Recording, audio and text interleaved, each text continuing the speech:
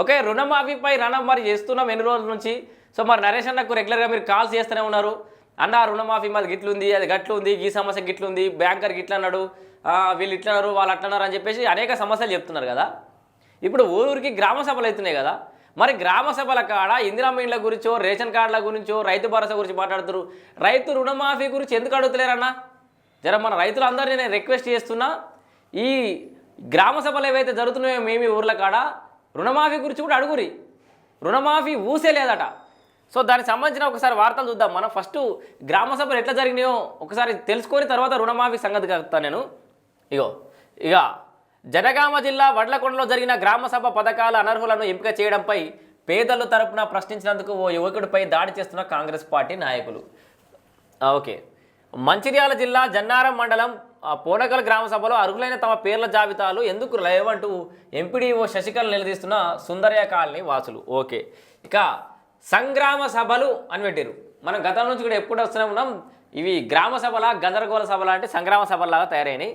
అందరిని నిలదీస్తున్నారు. సర్కార్పై తిరగబడుతున్న పల్లెలు అని చెప్పేసి కూడా మన వార్త చూడవచ్చు. ఒకసారి ఇది ఫటాఫట్ వార్త ఏందో చదువుకొని దీని గల కారణాలు ఏందో ఒకసారి విశ్లేషణ చేద్దాం. ఏ గ్రామంలో చూసినా నిరసనలు, నిలదీతలు. రాష్ట్ర వ్యాప్తంగా రెండో రోజు ఉద్రిక్త వాతావరణం. కాంగ్రెస్ గ్యారంటీల గారడీపై అంతటా గరం గరం. అనర్హులతో నిండిన జాబితాను చించేసిన జనం. ఖమ్మం జిల్లాలో గ్రామసభ టెంట్ కూల్చేసిన ప్రజలు. ఈ టెంట్ కూల్చేసింది కూడా మనం వార్త చూడవచ్చు. కూసుమంచి మండలంలో అధికారుల నిర్బంధం. పలు చోట్ల ఇండ్ల ఆర్జీలకు 500 చొప్పున వసూలు. ఇండ్ల ఆర్జీలకి అంటే అప్లికేషన్ కట్టుకోవడానికి 500 చొప్పున వసూలట. ఇల్లు రాలేదని సెల్ టవర్ ఎక్కిన పారిశుద్ధ కార్మికుడు. ప్రశ్నిస్తున్న ప్రజలు, తలలు పట్టుకుంటున్న అధికారులు. సమాధానం చెప్పలేక మధ్యలోనే సభల ముగింపు. సో ఇది ఈ గ్రామ సభలు కాస్త సంగ్రామ సభలుగా ఎందుకు మారినాయంటే ఉన్న సంక్షేమ పథకాలన్నీ ఒకటే రోజు అమలు చేస్తామని చెప్పేసి కాంగ్రెస్ సర్కార్ నిర్ణయించడమే ఒక పెద్ద బ్లండర్. ఎందుకంటే రాజ్యాంగం అమల్లోకి వచ్చిన రోజే చేద్దామనుకోవడం, ఒక డేట్ మంచి టైం పాటు మంచిగా పెట్టుకోరు. కానీ ఇటు రుణమాఫీగా పక్కకు పెట్టేసారు మీరు.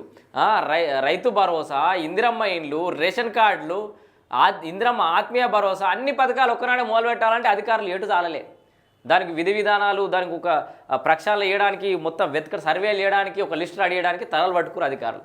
ఇంత షార్ట్ పీరియడ్లో అన్నీ మొదలు పెట్టాలనే 26 తారీఖు లోపల, 25 తారీఖు లోపలనే ఈ గ్రామ సభలు ఫైనల్ చేసి లబ్ధిదారులు ఎంపిక చేయాలి. సో అధికారులకు సమయం సరిపోలేదు. ఇటు ప్రజలు కూడా గందరగోళంలో పడిపోవాల్సిన పరిస్థితి ఏర్పడేది, కన్ఫ్యూజన్లో పడ్డారు. ఇక్కడ ఈ గందరగోళ సభలు, సంగ్రామ సభలు ఏవైతే జరుగుతున్నాయో ఇక్కడ సర్కారు మొత్తానికైతే తిరగబడుతున్నారు ప్రజలు అని చెప్పేసి మన వార్తలు చూస్తున్నాం. కానీ నాకు పెద్దగా వార్తలు ఏమి కనబడలేదంటే రుణమాఫీ ఏమైందని నిలదీసిన రైతు అని ఒక్క వార్తను వస్తుందేమో చూసిన. ఎందుకంటే వాహిని టీవీకి ప్రతిరోజు ఫోన్ చేసే అన్నలందరికీ నేను విజ్ఞప్తి చేస్తున్నా. ప్రతిరోజు మనకు ఎవరెవరైతే ఫోన్ చేస్తారో మీ ఊర్లలో గ్రామ సభలు అయితే ఇప్పుడు అయిపోయి 2 రోజులు అయిపోయింది, ఇవాళ రేపు అవుతుంది కదా. మీ ఊర్లలో గ్రామ సభలు జరుగుతూ ఉంటే వెంటనే ఇప్పుడు ఈ లైవ్ అయిపోతుంటేనే ఆల్రెడీ గ్రామ సభలు స్టార్ట్ అవుతాయి. చక్కగా గ్రామ సభకు అడుగురి మా రుణమాఫీ సంగతి ఏమైందని చెప్పేసి అధికారులను అడుగురి. మా పెండింగ్ రుణమాఫీ ఏమైంది, కొత్త దుకాణం ముందడేసుకురు, రుణమాఫీ గురించి ఎందుకు మాట్లాడతలేరని అడుగురి. మీరెందుకు మాట్లాడతలేరని నేను అడుగుతున్నా. ఎందుకంటే మనం ఎన్ని రోజుల నుంచి రణం చేస్తుందే రుణమాఫీ గురించి కదా. పాక్షికంగా అయింది, పూర్తిగా అయిందని ఒకటి అంటాడు, పాక్షికమైందని ఒకటి అంటాడు. తర్వాత ఎన్ని రోజులైనా అవుతాను, నిరంతర ప్రక్రియ అని ఒకటి అంటాడు. నిరంతర ప్రక్రియ అంటే 5 ఏళ్ళకి ఎదురు చూడన్న రైతు. ఒక క్లారిటీ ఏడి సావదా ఒక్క మంత్రి కన్నా, ఒక అధికారి కన్నా.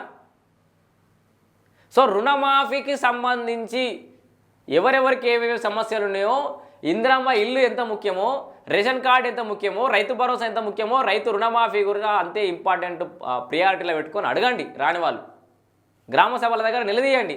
మీరు గ్రామ సభ అంటే అన్ని సమస్యలు తెలుసుకోవడమే కదా. మరి ఈ సంక్షేమ పథకాల గురించి పెట్టిన వాళ్ళు అడుగురి. రుణమాఫీ గురించి అడిగి దానికి సంబంధించిన ఫీడ్బ్యాక్ రేపు తెలియజేయండి మళ్ళీ వాహినికి. సో మీరు అడిగిరా లేదా నేను తెలుసుకుంటా. ఎందుకంటే రుణమాఫీకి సంబంధించిన ఊసే లేదు ఇక్కడ కూడా. మన తమ్నేల్ మీద కూడా అదే పెట్టినాం. రుణమాఫీని పరిచిన గ్రామ సభలు, రుణమాఫీ ఊసే లేదు. అయిపోయింది, అటకెక్కినట్టేనా. ఇక ఈ పథకాల గురించి మాట్లాడుకుందామా, అది బంద్ చేద్దామా? రుణమాఫీ పూర్తిగా అయ్యేదాకా కొట్లాడదాం మనం. సో రుణమాఫీకి సంబంధించిన వార్త చూద్దాం ఒకసారి. ఖమ్మం జిల్లా కొనిజల్ల మండలం గుండ్రాతి మడుగులో ప్రజల ఆగ్రహానికి కూలిన గ్రామ సభ టెంట్లు చేసేది కాదు, తిక్క ఉడకతే ప్రభుత్వాలనే కూల్చేస్తారు ప్రజలు. 10 ఏళ్ళ కేసీఆర్ని ఇట్లా కూల్చేసారు, మిమ్మల్ని కూడా అట్లా కూల్చేస్తారు. తిక్క రేగితే మరి మీరు చక్కగా ప్రజలకు కరెక్ట్గా సరైన సమాధానం చెప్పి ఇచ్చిన మాట మీరు నిలబడాలి. కొంతలు కాకపోతే కొంతనన్నా 100కు 60-70% మీరు సాటిస్ఫై చేసినా కూడా జనాలు మా సాటిస్ఫై అవుతారు. అర్థం చేసుకుంటారు జరా చేదిన కూడా చేస్తారని. ఇక బూటకపు హామీలు ఇచ్చి అధికారంలోకి వచ్చాక మొండి చేయి చూపిన కాంగ్రెస్పై ప్రజల్లో ఆగ్రహం వెలువెత్తుతూనే ఉన్నది. రాష్ట్ర వ్యాప్తంగా బుధవారం సైతం గ్రామ సభలు రణరంగంగా మారాయి. పలు చోట్ల ఆగ్రహం పట్టలేక కాంగ్రెస్ నాయకులను ప్రజలు కొట్టేదాకా వచ్చింది. ఆయా గ్రామాల్లో ఎదురైన ప్రశ్నలకు సమాధానాలు చెప్పలేక అధికారులు ప్రజాప్రతినిధులు తలలు పట్టుకుంటున్నారు. సో పలు చోట్ల సర్వే సరిగ్గా లేదని అవకతవకలు జరిగాయని చెప్పేసి అయితే టెంట్లను కూడా ఊల్చేసారు. సో ఇక్కడే దీనికి సంబంధించిన మొత్తం వార్తలు ఇవి. మంత్రుల నిలదీత ముంపు సమస్యపై ఉత్తమ్ పొన్నంను నిలదీసిన నారాయణపూర్ మహిళలు.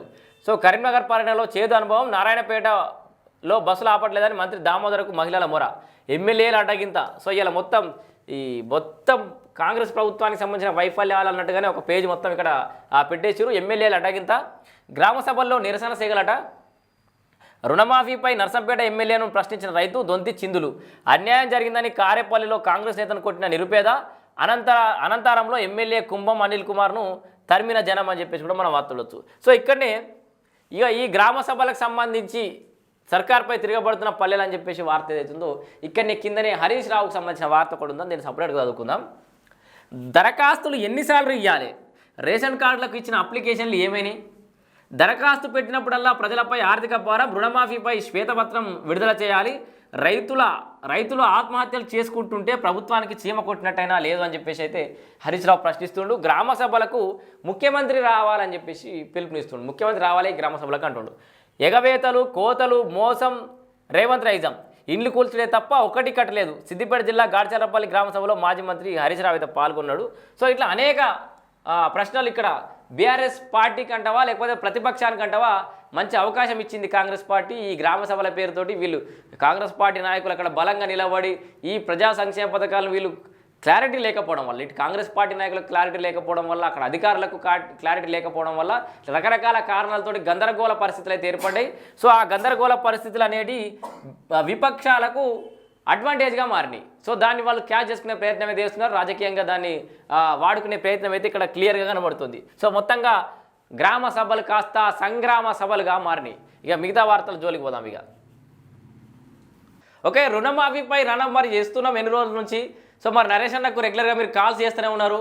అన్న రుణమాఫీ మాది గిట్లుంది, అది గట్లుంది, ఈ సమస్య గిట్లుంది, బ్యాంకర్ గిట్ల అన్నాడు, వీళ్ళు ఇట్లన్నారు, వాళ్ళు అట్లన్నారు అని చెప్పేసి అనేక సమస్యలు చెప్తున్నారు కదా. ఇప్పుడు ఊరికి గ్రామ సభలు అవుతున్నాయి కదా. మరి గ్రామ సభల కాడ ఇందిరమ్మ ఇండ్ల గురించో, రేషన్ కార్డుల గురించో, రైతు భరోసా గురించి మాట్లాడుతారు. రైతు రుణమాఫీ గురించి ఎందుకు అడుగుతలేరన్నా? జర మన రైతులందరినీ నేను రిక్వెస్ట్ చేస్తున్నా, ఈ గ్రామ సభలు ఏవైతే జరుగుతున్నాయో మేమీ ఊర్ల కాడ రుణమాఫీ గురించి కూడా అడుగురి. రుణమాఫీ ఊసే లేదట. సో దానికి సంబంధించిన ఒకసారి వార్తలు చూద్దాం. మనం ఫస్ట్ గ్రామ సభలు ఎట్లా జరిగినాయో ఒకసారి తెలుసుకొని తర్వాత రుణమాఫీ సంగతి కలుగుతాను నేను. ఇక